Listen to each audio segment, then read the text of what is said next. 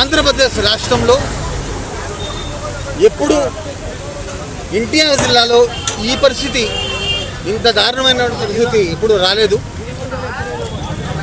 ఇలాంటి వరదలు వచ్చి చాలామంది నిరాశలయ్యి చాలా విధాలుగా కోల్పోయినటువంటి పరిస్థితుల్లో తినడానికి కనీసం తిండి లేక, సరైనటువంటి మంచినీళ్ళు కూడా లేక ఇబ్బంది పడుతున్నటువంటి సమయంలో హజరత్ సయ్యద్ షా బుఖారీ బాబా నిత్య అన్నదానం ఏదైతే కొండపల్లి షా బుఖారీ బాబా ఆశీస్సులతో నిర్వహిస్తున్నామో, నిరంతరం ప్రతిరోజు కూడా రోజుకు 500 మంది అక్కడ నిత్యాన్నదానం జరుగుతూ ఉంటుంది.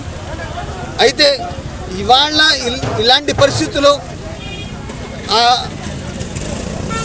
ఏదైతే మునిగిపోయినటువంటి వరదల్లో ఇబ్బంది పడినటువంటి ప్రజలు ఉన్నారో వాళ్ళ ద్వారా మంచి ఆహారం, మంచి భోజనం అందించాలనే ఒక సంకల్పంతో ఏదో వృతభక్తిగా ఉప్మానో లేకపోతే పులిహార పంచిపెట్టడం కాకుండా ఒక ఆత్మీయ, ఒక మంచి ఆహారం అందించాలనే ఉద్దేశంతో షా బుఖారీ బాబా ప్రసాదం చికెన్తో సహా పొలావ్ పెట్టి, వాళ్ళకి స్వీట్ కూడా పెట్టి, మీకు మేము ఉన్నాం, బాబా ఆశీస్సులు ఉంటాయి, షా బుఖారీ బాబా ఆశీస్సులు ఉంటాయి, అల్లా దీవెనలతో, అల్లా ఆశీస్సులతో ఈ పరిస్థితి నుంచి తొందరగా కోల్పోయి అందరూ కూడా ఆహ్లాదకరమైనటువంటి వాతావరణంలో అందరూ మంచిగా ఉండాలని ప్రార్థిస్తూ ఈ యొక్క ప్రసాదాన్ని ఇవాళ పంచడం జరుగుతుంది.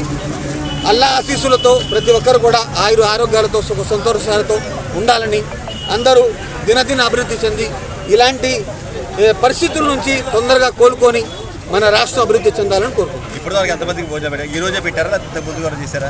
నిరంతరం జరుగుతుంది. అయితే ఈ విపత్తు వచ్చిన, వరదలు వచ్చిన కాడి నుంచి ప్రతిరోజు కూడా ఏరియా వైజ్గా మినిమం ఇవాళకి 15,000 మందికి షా బుఖారీ బాబా నిత్యాన్నదానం ద్వారా ఈ మండలంలో ఉన్నటువంటి ప్రదేశాలన్నిటి కూడా పంపించడం జరిగింది. అయితే ప్రత్యక్షంగా మేమే మా చేత్తో వండించాలనే ఉద్దేశంతో ఇవాళ గాజులపేట